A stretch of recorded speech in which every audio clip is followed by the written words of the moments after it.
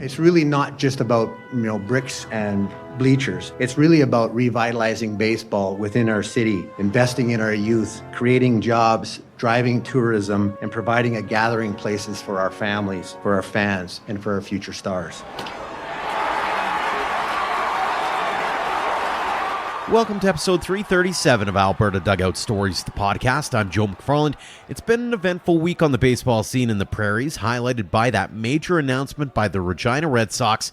We'll dive into that one in just a few minutes, but first, the news headlines. And we'll start in the bigs, where Calgary's Michael Soroka got to start Tuesday for the Washington Nationals against Colorado. It wasn't a bad outing for Soroka, as he allowed 3 runs on 5 hits and 2 walks, while striking out 9 in 6 innings. However, the Rockies came away with a 10-6 victory. Soroka is now 3-5 on the season with a 5.06 ERA and 49 strikeouts in 9 starts. Former Okotoks Dawgs star outfielder Jacob Melton made his MLB debut a couple of weeks ago with the Houston Astros. We've talked a lot about it over the last couple of weeks. Unfortunately, though, he hit the injured list with a sprained ankle. He had been hitting .241 with 6 RBI and 3 stolen bases in 11 games. Another former Dog, Andrew Kittredge, is back to his old ways after starting the season on the IL with the Baltimore Orioles. The righty was activated May 21st and is now 1-0 in 10 games with a 1.93 ERA, striking out 10 in 9+ innings of work. And former Medicine Hat Maverick Jacob Webb has been a workhorse once again this season with the Texas Rangers. He's 4-3 with a 4.36 ERA in 29 relief appearances. In the minors, Tristan Peters continues his tour of June with the AAA Durham Bulls. The Dawgs alum is hitting .404 on the month with 3 home runs and 14 RBI while consistently making highlight reel grabs in the outfield. The Tampa Bay Rays have yet to call him up, but you get the sense that it might not be that far away if he keeps this up. AHP grad and former Edmonton Prospects ace Eric Zabrowski has climbed his way up to AAA after coming back from injury suffered in spring training. He made 2 appearances in the Arizona Complex League, 1 in AA Akron, and 3 in AAA Columbus, including 1 on Wednesday night. No official word yet on when he's expected back in the Cleveland Guardians bullpen. Matt Lloyd is slowly making his way back into the fold after suffering an injury in mid-May. The Memphis Redbirds sent the Dawgs alum on a rehab assignment to Palm Beach, going 1-for-4 with a 2-run home run in an 11-4 win over the St. Lucie Mets on Tuesday, and followed that up with an 0-for-3 effort with 2 walks on Wednesday. And Vauxhall Academy grad and Swift Current 57's alum Garrett Hawkins has really been a workhorse with the High A Fort Wayne Tin Caps after missing nearly 2 seasons following Tommy John surgery. He's 4-1 with 2 saves, 37 strikeouts, and a 2.30 ERA in 20 appearances. In the MLB Draft League, Dawgs grad and St. Albert product Max Hartman is off to a great start with Mahoning Valley. He's hitting .389 with 2 RBI and 3 stolen bases in 5 games. Speaking of the Draft League, Baseball Canada's junior national team has wrapped up their short tour against some of those teams, and one guy who really jumped out for scouts was Tim Piazentine. His raw power and consistency was noted on an almost game-to-game basis. The Dawgs prospect is taking part in the MLB Draft Combine as well. I've been on record to say his situation seems eerily familiar to that of Nathan Flewelling last year. He was a former Canadian Future Showcase Derby champion who has a lot of power. Guess we'll see if I'm right in July. Another guy who turned some heads, Easton Kitura, will be joining us a little later on in the program. To the WCBL, and the weekly power rankings are out. The Saskatoon Berries have risen to the top after another solid week, including continuing to go flawless at home. The Okotoks Dawgs now sit in second, while the Medicine Hat Mavericks fall to third. The player of the week, at least according to Clark and I in the WCBL This Week report, is Lethbridge Bulls starter Levi Abbott, who twirled 7 innings of one-hit ball, striking out 10 and walking just 2 in a 3-0 victory over the Fort McMurray Giants. That was a super entertaining series to watch with some close, low-scoring affairs. In the West Coast League, the Edmonton Riverhawks sit in 4th in the North Division with a 7-6 record. After starting the year 4-0, they went on a win-1, lose-1, win-1, lose-1 pattern during a trip out to BC against Kelowna and Kamloops. They're now on a 6-game homestand with dates against Bellingham and Wenatchee. Father's Day tournaments were aplenty over the weekend. A few shout-outs as the Central Alberta Sox won the Mary Oikawa Memorial Baseball baseball tournament. The Calgary Premier Blues won gold in the Helena Father's Day Classic, and the Weber Wildcats won the Triple-A championship that they hosted, while the Calgary Cubs won the Double-A crown at that same event. The big news of the last week happened on Friday when it was announced the Regina Red Sox were being purchased by Queen City Sports and Entertainment, the owners of the Western Hockey League's Regina Pats. It is still a proposed deal, though, as the WCBL's Board of Governors has to approve the sale, which could take effect October 1st. Here's Red Sox Governor Al Simpson, who made the official announcement. For those of you who might be wondering how we got here, I can tell you that I joined the club as a volunteer vice president and then became governor in 2020. And as it turned out, the season was quickly canceled due to COVID. And since then, it's become slowly but increasingly clear to Gary and I and to some of the others who are involved with the club that to continue to operate this club as a nonprofit business model was just being presented with challenges that the club was finding increasingly more difficult to overcome. And so the reality was that while the nonprofit model of the Red Sox, when Gary and Bernie Eisworth started the club, was noble and worthy, that model is no longer really sustainable in the Western Canadian Baseball League. It's becoming a much more competitive league, and the resources required to compete and provide the citizens of Regina the entertainment that they expect just makes it very, very difficult for the club to sustain itself. And more importantly, to be a good representative of the city of Regina when we host teams and when we travel to play teams in a 56-game Western Canadian Baseball League schedule.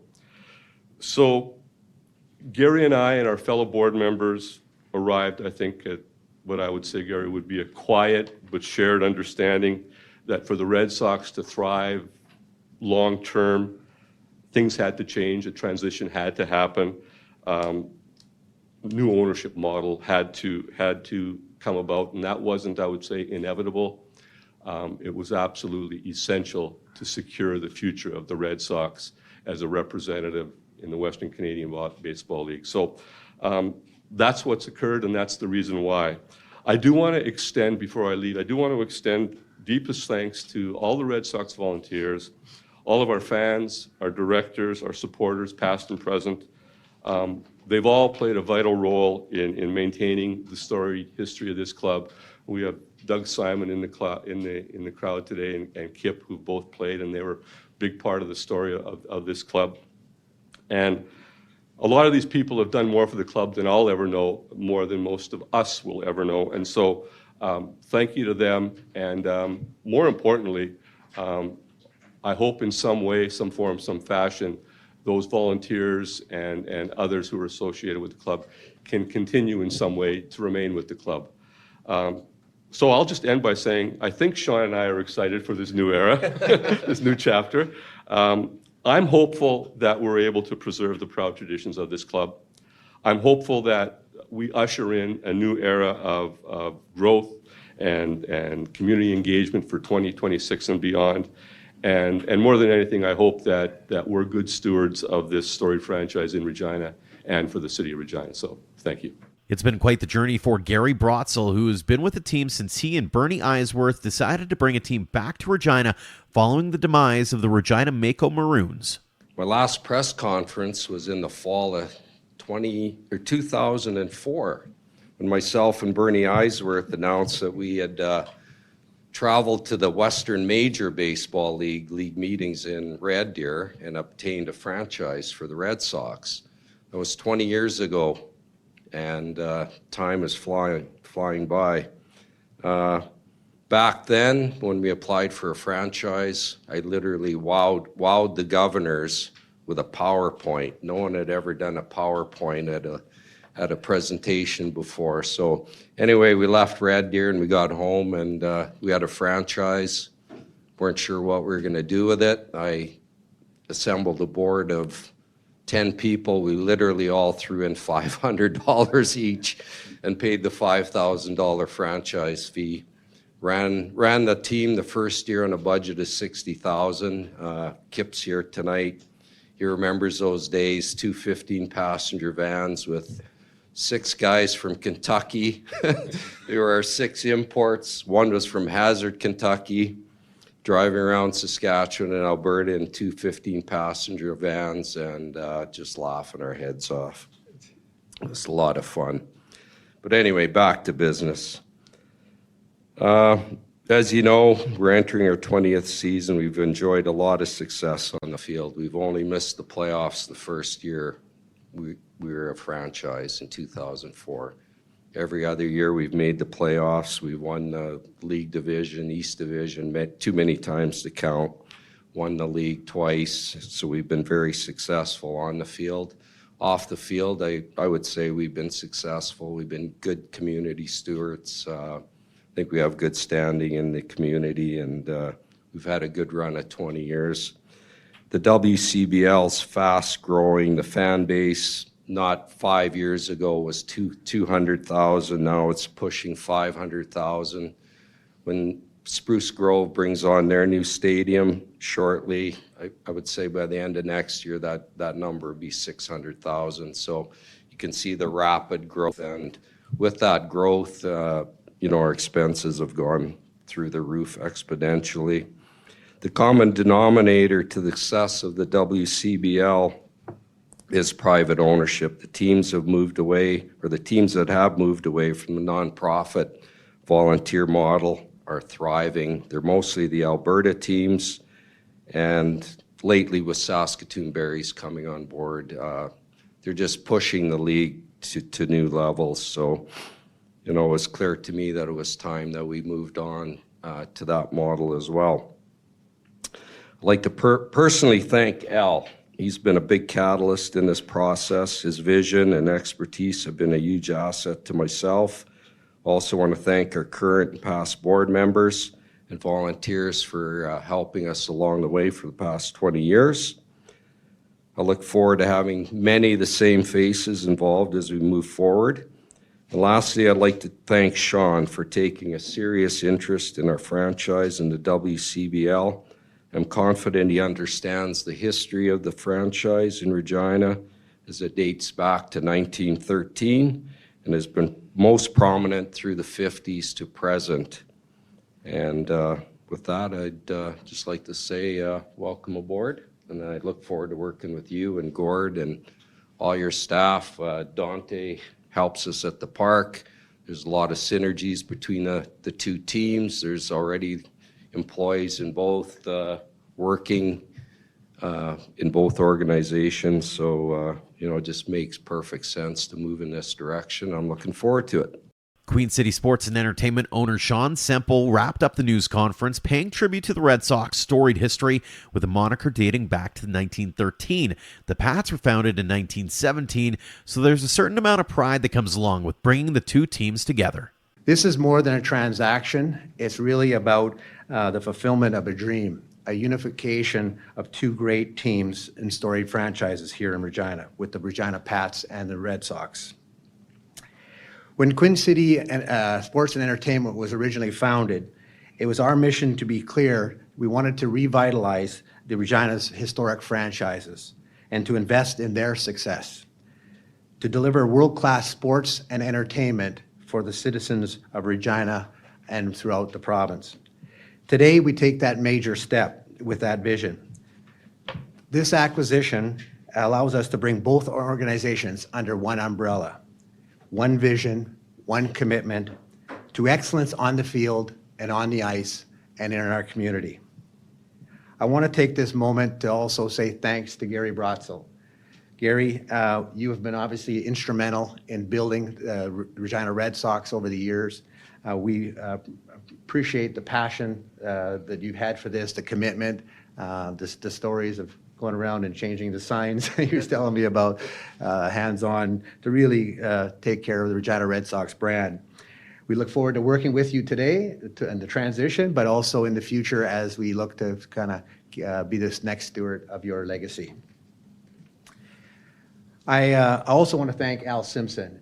Your support and your belief in this deal really, and your leadership really has played a key of bringing us together. Al and I had talked couple of years ago, and we talked 6 months ago.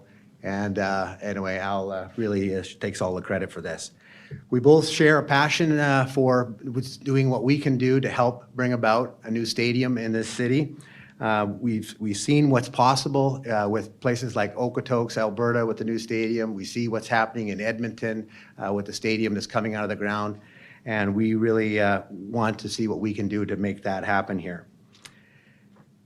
And it's really not just about bricks and bleachers. It's really about revitalizing baseball within our city, investing in our youth, creating jobs, driving tourism, and providing a gathering places for our families, for our fans, and for our future stars.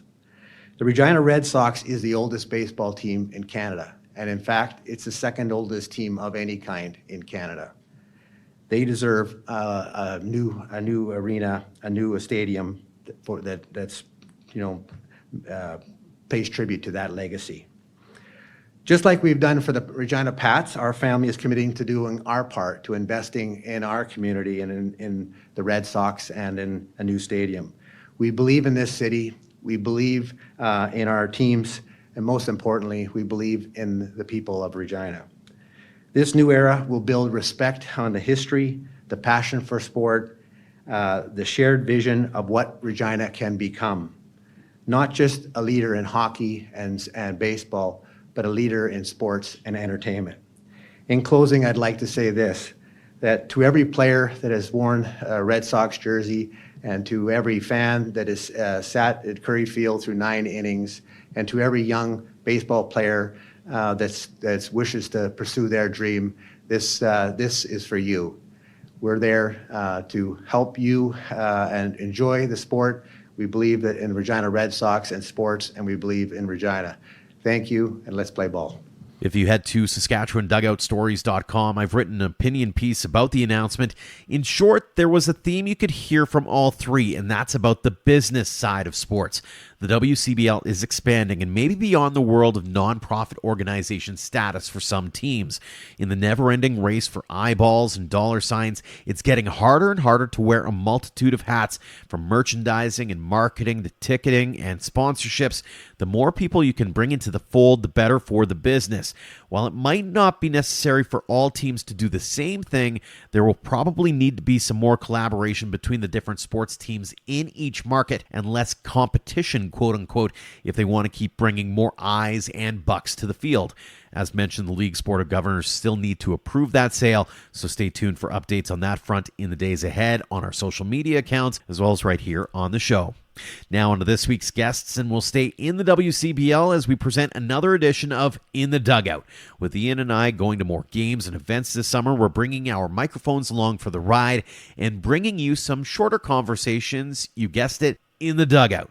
And we have 2 more for you. And we'll start with Ian in Sylvan Lake last month for their preseason media day. He caught up with Gulls outfielder Simon Baker. The Cochrane native and Weber Academy alum was a highly touted prospect out of high school who suited up with the junior national team. He was also the 2023 Canadian Future Showcase MVP. Baker spent the spring as a freshman at Gonzaga and is now hitting .293 with 3 homers and 14 RBI in 14 games for the Gulls. Simon, I guess, first of all, how does it feel to be back at Gulls Field for another summer? It's a great feeling. I was looking forward to it all year, and now it's finally here, so hoping to just make the most of it. Go get a chip. Any personal goals for you this season? Yeah, I always hope to, to swing it good, play good defense, but biggest goal is just, beat the Dogs this year. Yeah, that will probably be a recurring theme, I think. Was there anything? No, were you part of the playoff series last year against Dogs, or no? No, I was in Panama with the junior national team right at that point. Also a good spot to be. Yeah, it was pretty fun. Yeah, walk me through your college season. What you're coming out of baseball wise, and how things went for you. Yeah, so I was at Gonzaga this year for my freshman year. I redshirted there, so didn't get to play, but got a lot better, got a lot of swings in, and excited to go and actually play in some games.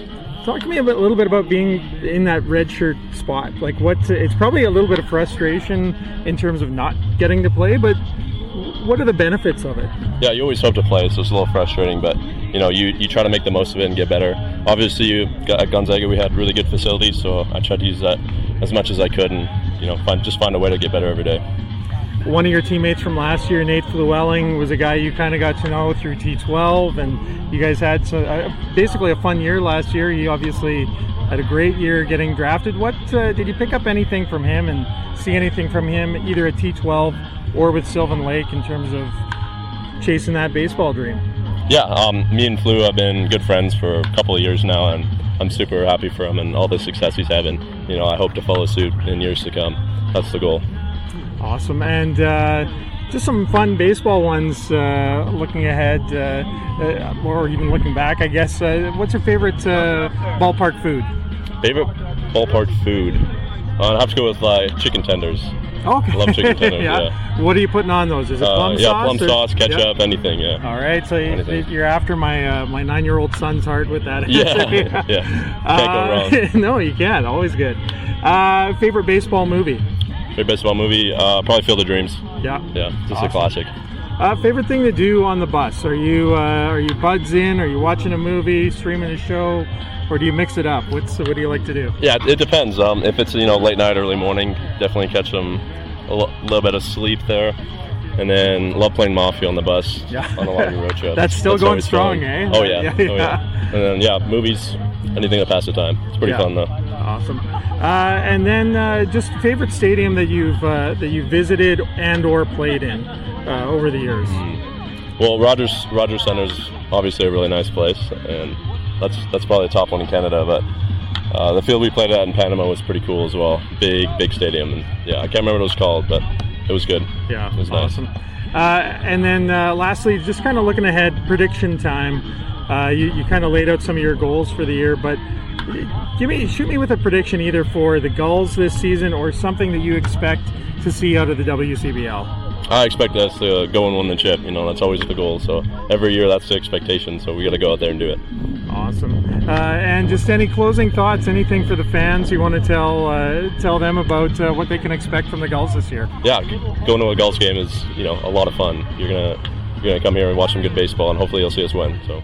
We now head to Okotoks, where I attended their media day. The final conversation I had from that event was with Dawgs Academy alum Brandon Paez. The Montreal native and fellow freshman is at the University of Utah and has also been on fire in the early going of this season, hitting .471 with a home run and 6 RBI in 11 games for the Dogs.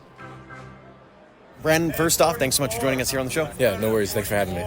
First question is, how excited are you to get back on the field here in Okotoks? I'm super excited. I came through the academy, played 3 years here, and I just, witnessing the college team and, the 3 championships back-to-back years and the fans and the atmosphere, it's just great, and I wanted to be a part of it, so I'm really excited for this year. What's that like, being the guy who's up on the concourse selling 50-50s, and the next thing you know it, you're down here on the field, likely entertaining 4,500, 5,000 fans in the stands? It's going to be surreal. Obviously this place gets packed, best fans in the world, so I'm really excited. It's a full circle moment for me, for sure. Mm-hmm. What's this program mean to you? Not just the Dogs, but like the academy and everything that that's basically under one roof here.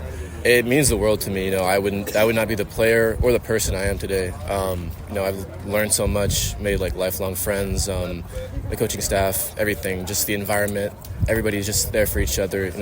Getting to work every day. There's no place like it. Mm-hmm. Coming into this season, do you have any goals or expectations of yourself? Not really. I just want to play good, put on a good show for the fans, and bring another championship. For those who've never seen you before, what are you bringing to the table? Good energy, good vibes, a lot of fun, like to have fun, picking guys up, just play the game loose, just really enjoying myself out there because you never know when it's going to be your last day, so play a game with myself, smile on your face, for sure. You talk about smile on your face. There's a lot of reasons to smile in this town with 3 straight championships. For sure. Are you feeling any pressure given the fact that there's a big target on this team's back right now? Obviously, but I think everybody on this team knows, even the coaching staff knows, we love the target, we embrace the spotlight. There is added pressure, but we thrive under it. This is where I believe we play the best, and so we know what we have to do, and regardless of the pressure and everybody else, we're not focused on that. We're just focused on ourselves and playing winning baseball. What would it mean to you to get number 4?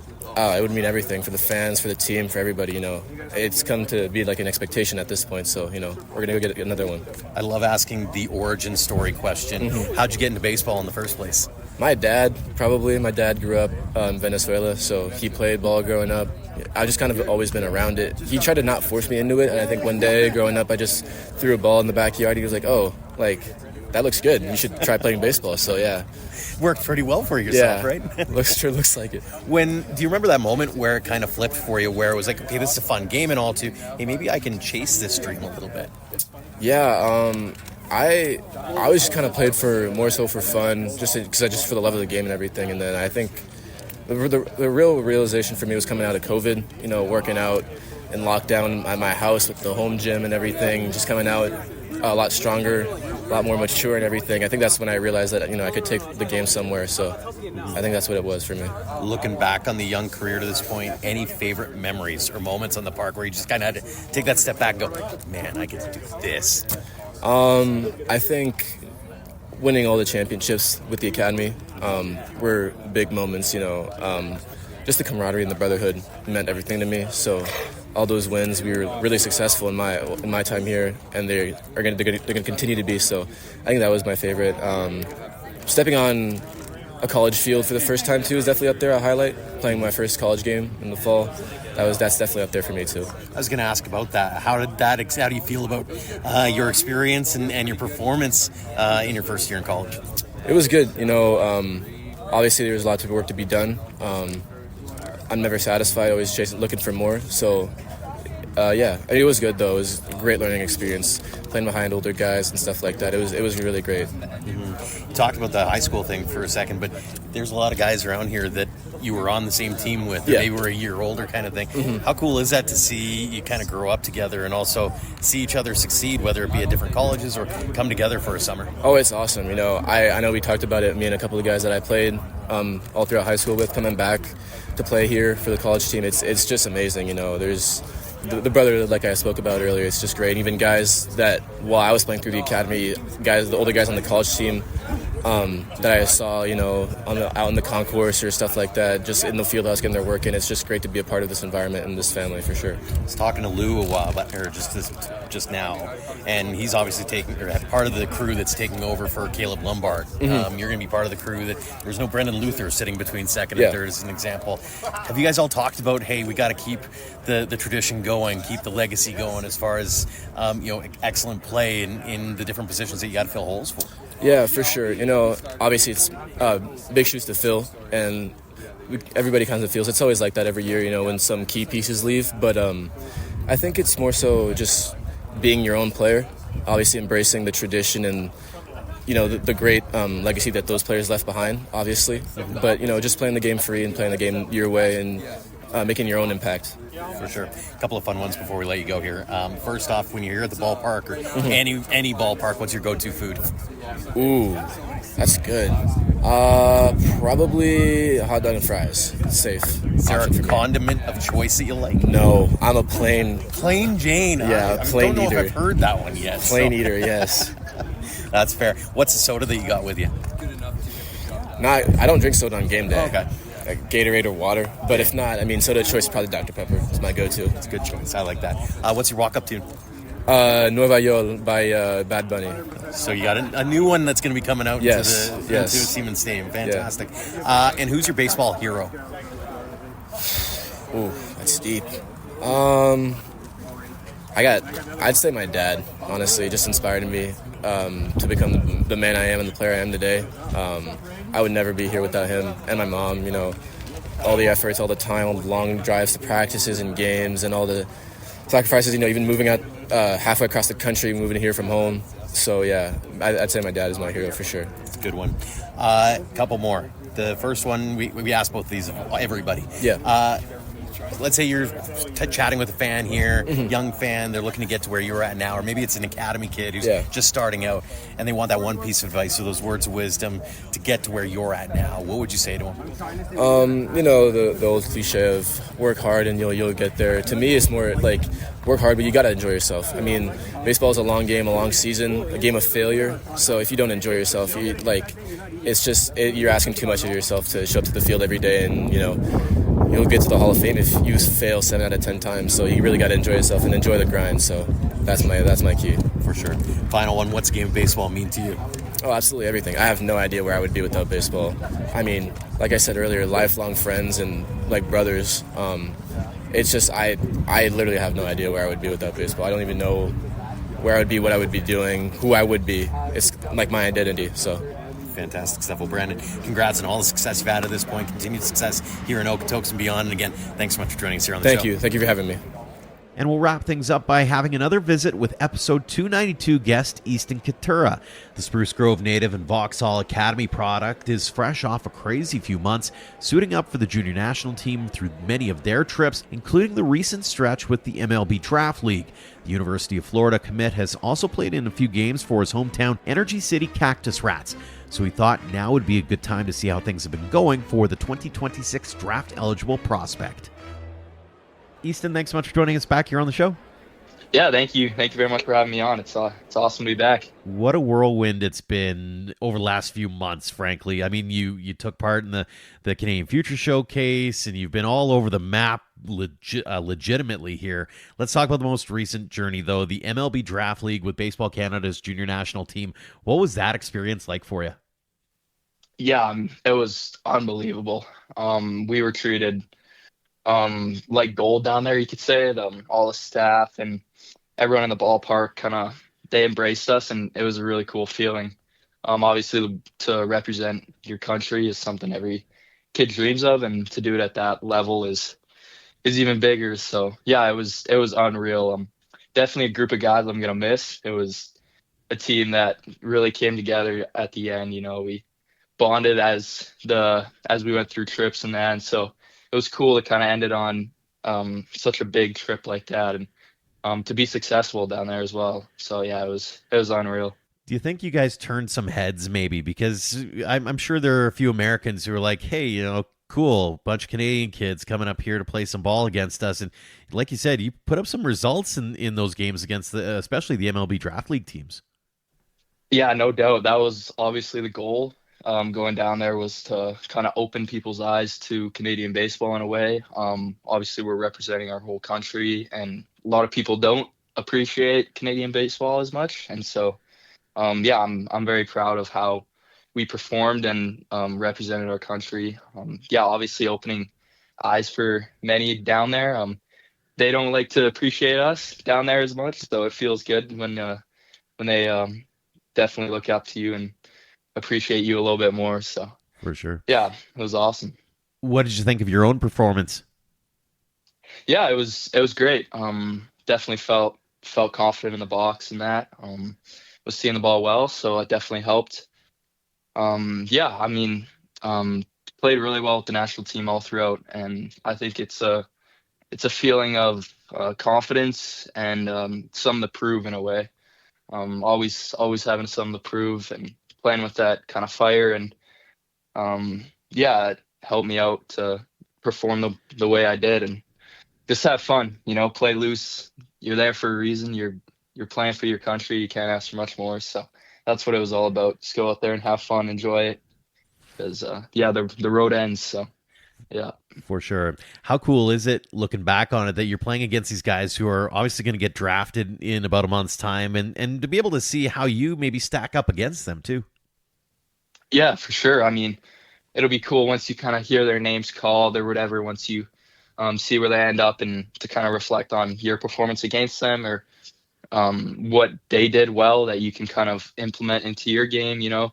That's what I've learned a lot over this past year, is being a thief, is what I like to call it. Taking guys' information or taking guys' habits and implementing that into my own game, and that's really helped me to take another step. And so, yeah, obviously, the more you watch them, and now I'm able to watch their journey and kind of their career, and know that I matched up against them and went head to head. So yeah, it's cool in that aspect, definitely.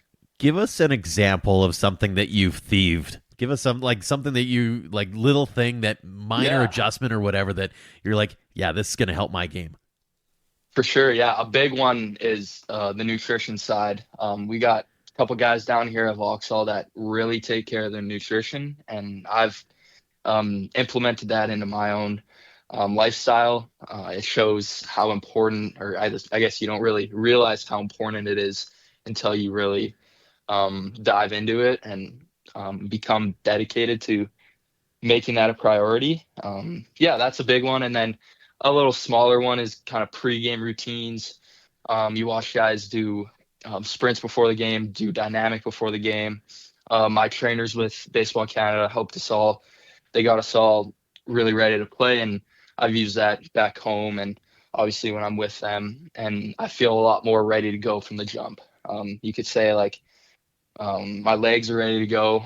I get steel break jumps, and that's helped my base running game out. And so those little things are stuff that I like to watch other guys do, and obviously help myself out. And so yeah, grateful for the trainers though. They kept us all healthy, helped us all out, and obviously got us ready to play. So yeah, it was awesome. That's fantastic.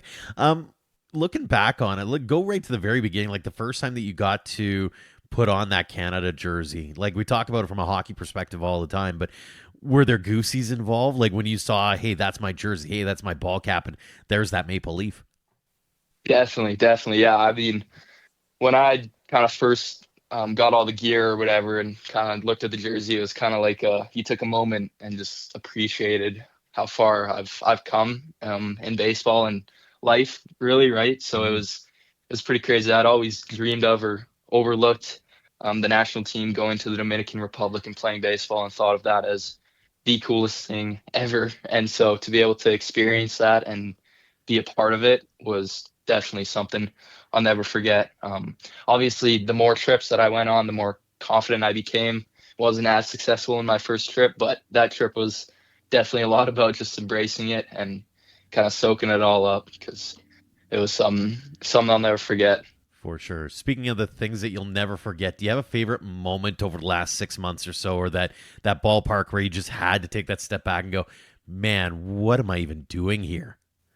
Yeah, definitely. Definitely a couple moments. The first one was Florida, playing down in Florida, and that the Blue Jays complex down there, their training complex, just unbelievable, right? They have any kind of training facility, any rehab, whatever you need. Like, it's obviously one of the best, if not the best, in all of baseball. So to be able to be a part of that and experience that was something that I'll never forget. That was definitely a big moment. And then the field at West Virginia was definitely something to be happy to be a part of. I mean, you look at it and you don't really think of how grateful you are until you, I guess, experience it and, like you said, take a step back and embrace it, because we don't have as many of those nice fields up here. And so it's definitely something cool to be able to play on that. Has there been a starstruck moment? Like, was there a person or a former player or a current player where you got to meet them in passing or that kind of thing that you just made you go, well, that was pretty cool? Yeah, I mean, I didn't actually get to talk to him or like meet him, but we did see Alec Manoah in Dunedin, and so, or not in Dunedin, in Dunedin, and that was pretty cool. He's just a monster of a person, right? You see him on TV and that, and pitch, and you think he's like a big dude, and then you see him in person, it's like a whole nother level. So that was probably the coolest moment. And then I guess I haven't really encountered anyone else. Dalton Varsho's, we got to see their locker room down there, and right. They're kind of the few guys that were still rehabbing because he hadn't been with the big club yet, still rehabbing. And so to see that locker room and like those names and that was pretty cool. I'd say that, yeah. For sure. Not only have you been playing a lot of ball around, you've also been able to come back home and play a little bit. You got a few games in already this summer with the new Energy City Cactus Rats. How nice has it been to be able to play a little bit closer to home as well? Yeah, for sure. It's been great. Definitely something I've always kind of looked up to, or I guess back when it was the prospects, I always wanted to be a part of that, right? I looked into being a bat boy many a times and never got the opportunity, but now to play for the team, it's pretty special. I'm obviously a hometown kid now, being from there. But unfortunately my parents just moved to BC, so I'm not able to live at home this summer, but my uncle's kind enough to let me stay with him. So, but yeah, still no, ton of people around there, obviously, and so it's pretty cool to kind of wear that jersey and represent my hometown or home city. So I was going to ask about that. Is how cool is that going to be? Like once they finish up that field and get things really rolling in your hometown, to be able to say, "Hey, I was a part of that," but B, get to see it all kind of come to fruition in a really baseball happy community. yeah, 100%. That says it right there. Baseball happy community. Like Spruce Grove, growing up there, and baseball was, when I started out, not a big thing, right? Like we had maybe 40 kids try out for my first team, and now there's hundreds of kids at the tryouts, right? And so that kind of shows you how much the game is growing there. And so, yeah, to be able to be a part of that new stadium and hopefully playing the first ever game there will be something that will be kind of full circle moment in a way. So yeah, that was a part of a big decision to play with them, obviously, to be a part of that and the new stadium, and have people that I know come out and watch and hopefully inspire kids, right? Mm-hmm. You know, that are from the same area and gone through the same thing to, you know, there is light at the end of the tunnel in a way, like you can get to this point, right? So it's pretty cool. For sure. Speaking of full circle, it's funny how you mentioned that, because I was looking it up, and your first hit was a home run in Lethbridge, obviously very close to Vauxhall as well. Walk us through that moment and your reflections on the fact that you're able to do that in a barn that you've played a few games in over the course of your young career. Yeah, no doubt. Yeah, it's even funnier in a way. It was off my roommate right now at Vauxhall. He was pitching for the Lethbridge Bulls, so that was a awkward car ride home, I'd say. But no, he's a great guy. He took it well. So yeah, I mean, I was going up there looking for a fastball. I hadn't really got a good swing off all day, so I was kind of just looking to get my best swing off. And luckily enough, he threw one kind of right in the happy zone, and there was a little wind gust blowing out. So yeah, I kind of just put a good swing on it, and when it went over the wall, I kind of frozen away. I didn't really expect that to be my first ever hit, to be honest. I mean, no one really does. So yeah, unfortunately couldn't win the game to celebrate it a little bit more, but no, it was cool. Very cool. Yeah, my buddy sent me a video of it right after, and definitely watched it a couple times, and yeah, so that's awesome. Yeah, it was awesome. So you mentioned it a little bit earlier, but obviously now you're back home. You get a chance to maybe play a few more games. Talk about the rest of the summer. What's on your to-do list? Yeah, so I mentioned the perfect game national event, so I'm heading down to that in Arizona, and then I have the area code games tryout on the 30th of June. So after that's completed, hopefully end up making that roster, and that comes into August. And then there's a guy down in West Virginia watching us me and a couple other boys on the national team for East Coast Pro Showcase is what it's called. So that's another event just to try and get myself out there, right? Obviously, the more eyes you put in front of, the more looks you're going to get.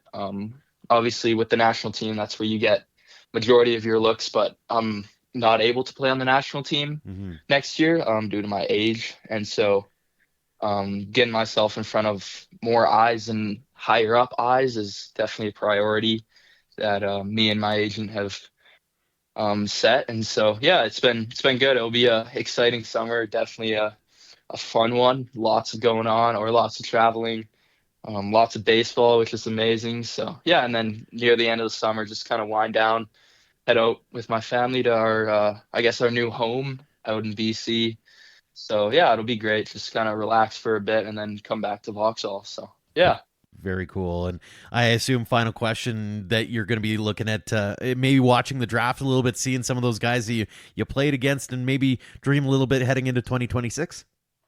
Yeah, no doubt. It's obviously pretty cool to play with some of the guys who are up there right now, like Tim and Will Hines, get to know those guys very well and be grateful to watch them go through this process kind of beforehand, before hopefully I'm able to go through it. And so, yeah, definitely a goal of mine, and going to do whatever I can to achieve that.